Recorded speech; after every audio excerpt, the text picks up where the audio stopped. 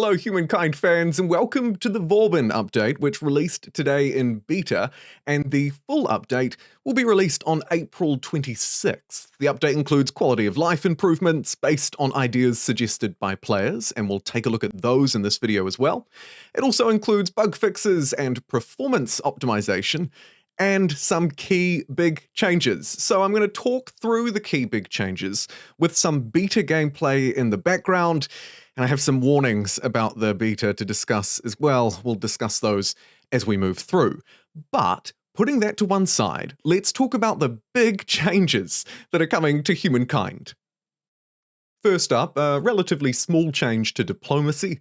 The demand and renounce all buttons are being changed, well, added, so that we can renounce all or demand all on the crisis tab of the diplomacy screen to deal with all of the grievances at once. It's a quality of life improvement and one I'm pretty pleased to see implemented. Next up, and this one is a biggie. If you've ever joined any of my Humankind streams, you know how we feel about auto-resolve. Well, in this case, it's actually about improvements. Improvements being made to the auto-fighting system.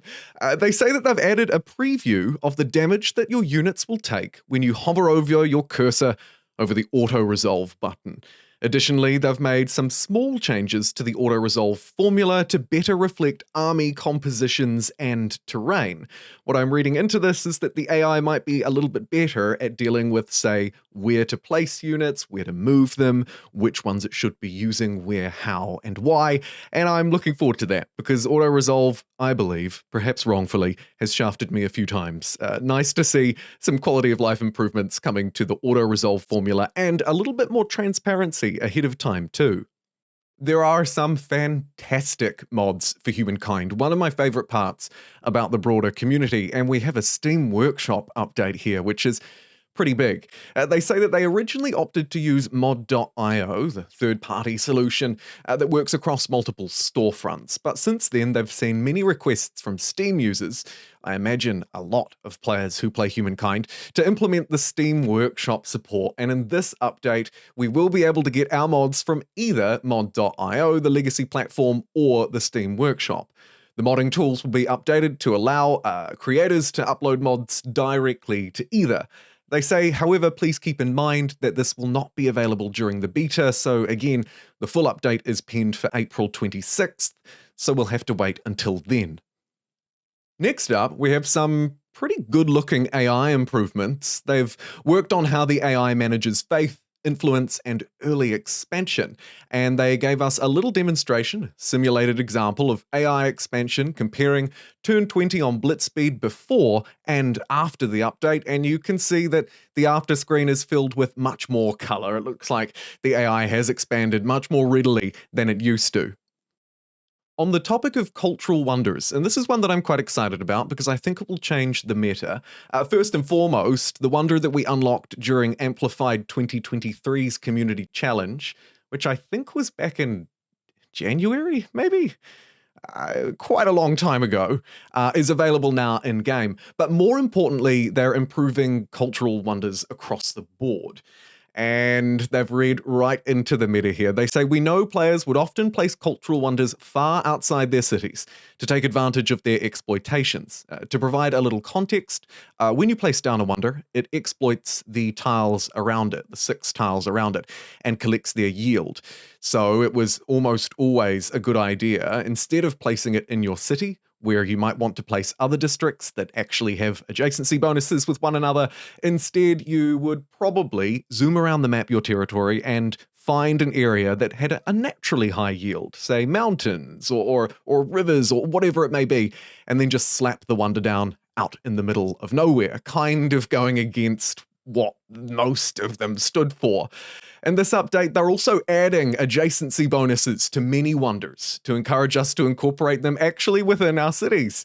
Additionally, wonders are now cheaper to claim, and you can renounce your claim if you change your mind about a wonder, which is always good when you accidentally claim a wonder that needs rivers, only to find you don't have any rivers. Nice to see that in place. If you want to read through the full list and study it carefully, I will of course have everything we're talking about in this video linked below, but I think we should just take a couple of examples to start with. Stonehenge has been added a couple of extra abilities, plus 20 food per co-religious state and plus 10 stability. But there are some that actually lean right into that adjacency bonus. If we take a look at the next item on the list, Statue of Zeus, it now has plus 5 money per adjacent market quarter, again inspiring us to build it actually within our city instead of dumping it out in the middle of nowhere. Notre Dame receives plus 5 science per adjacent research quarter now, a nice buff. And right next to it, the Great Mosque now receives, for example, plus 4 industry per any adjacent quarter. So it's not just the ones that I would consider less played, it seems to be some additions across the board. And it's a really extensive list. It's nice to see Wonders being given kind of the limelight that they deserve. And some of the late game wonders were included here too. Sometimes if you're toward the end of the game, it can be difficult to find the inspiration to build some of these if you're sort of clenching at victory. The Eiffel Tower receives plus 5 industry per adjacent research quarter, and Big Bon receives a whole load of updates, synergies with essentially extra science for being near market quarters, city centres, or administrative centres. So if you're planning a Big Ben play, you might need to plan ahead a little bit or just bowl something down. There are also some really nice quality of life improvements that haven't been demonstrated. For example, they've added pre-game settings to adjust territory size. Fantastic. And how much information the Fame leaderboard shows.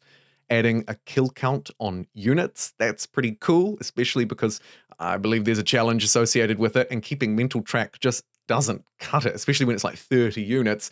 And placing cultural wonders now shows you a preview of their yields, like with a normal district. They've also adjusted the trigger conditions of rare events, making it more likely that we'll see them than before. And as they say, they've worked on optimization, so the game should run better on lower spec hardware. 2 things left to cover. The first is how they were inspired for these ideas, and the second is the beta. Let's start with their inspiration. Over on the Amplifiers page, their community hub and forums, under the Ideas tab, you can see a whole load of ideas, and on the left-hand side of your screen, statuses for them. For example, open ideas, ideas that have been greenlit, given the go, some must-haves, and sort of leaning their way down to ones that are perhaps outside of their vision, wishlisted, and so on. So they've broken them down into a load of different categories. So here we can see ideas that were dismissed as outside of their vision include the fact that rivers should have a higher movement speed, cinematic sieges and battles, or allowing armies with a stealth unit to ambush. On the greenlit side, though, you can see things like the exclusion of unbuildable wonders, a Humankind Pro badge, adjacency bonuses for wonders, gee, I think we were just talking about that, and various other things. So I'd encourage you to go and have a look and contribute if you have strong feelings about anything in Humankind. Now back to the beta. Good news and bad news from me, at least in my experience. The good news is that you can try this update, everything we've talked about right now on Steam. Just find Humankind, Properties, and then select the beta, the update preview branch.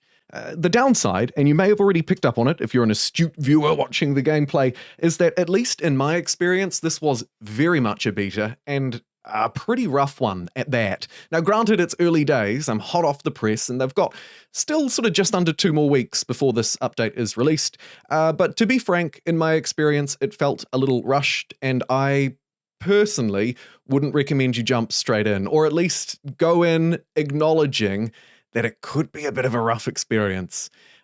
Issues were fairly lengthy. No UI was a problem for me. It meant that I couldn't research anything until I sort of sent my mouse cursor up to the top to just hover around and try and guess where the research was. I was unable to select a culture when moving through errors. I found the slow turn thing that used to be a thing was back.